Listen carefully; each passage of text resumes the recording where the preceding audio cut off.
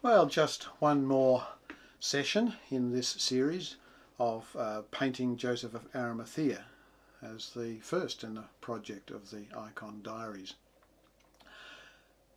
And in this session I'll be putting on the background and painting on the halo, a really scary process, and writing in the inscription the name of the saint. And also during one of the boring bits of the painting, I'd like to talk a little more about Joseph of Arimathea. I hope you enjoy it.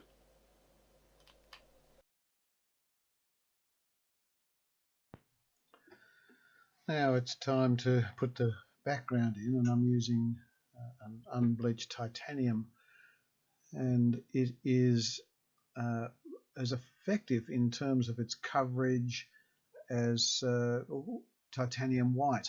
It's quite strong, it goes on very smoothly, it's quite not really opaque, but it's quite strong. I do like this yellow. It doesn't have as high a chroma as some of the yellows,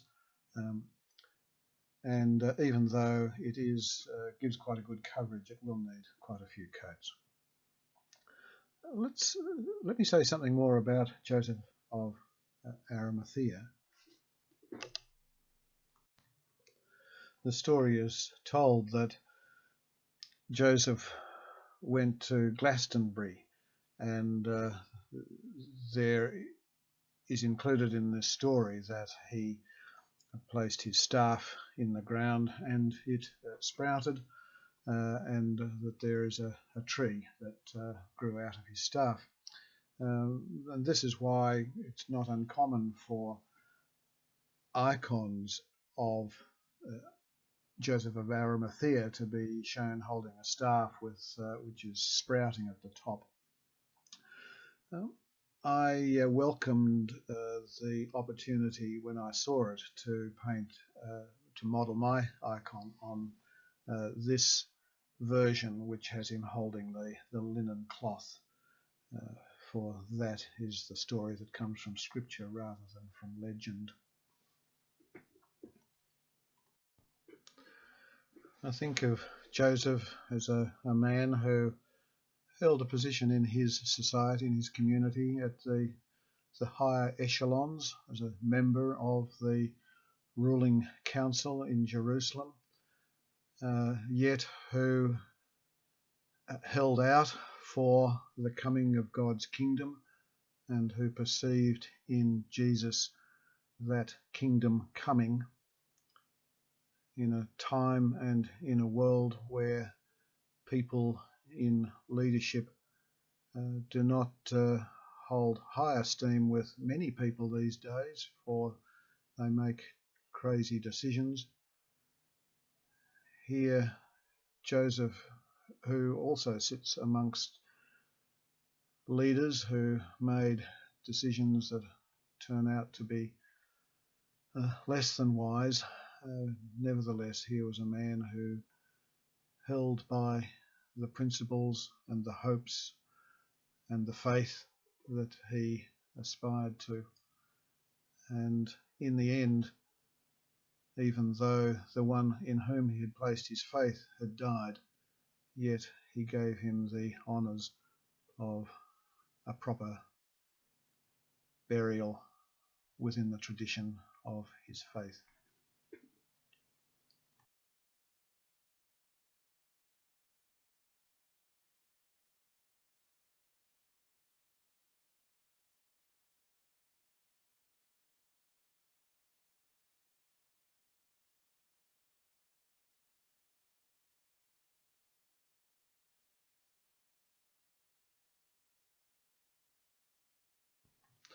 In a moment we're going to need to put a halo on this saint, and for this we lay the icon down flat. We put a protective covering as I clamp a ruler in place and get ready with a compass which has a pen in the tip. Check that the point of the compass, which rests in a hole in the ruler, just to check that it's going to be exactly the center, and then load it with Ercolano red paint.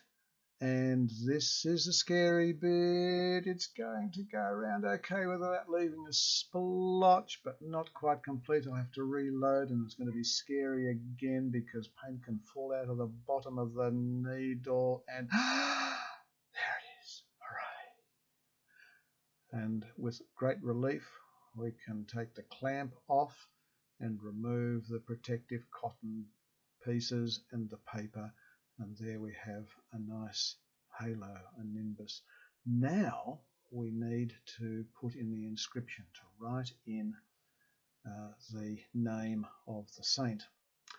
And with a pencil, I just put little markers in so that I don't make any mistakes as to the height and depth of this writing, and begin with a number 1 brush and using the Ercolano red to write the name of Joseph of Arimathea. And bit by bit we write in Oi! That's not how you spell Joseph. Lapse of concentration.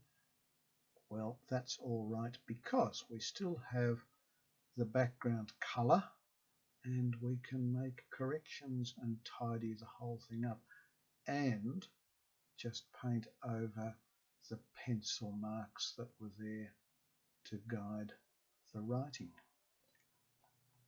And you can hardly see where it joins. Ah, look, now it spells Joseph correctly.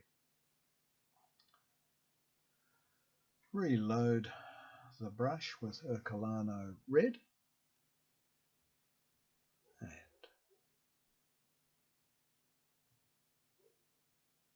off. Now that space is not going to fit the word Arimathea, but do not despair.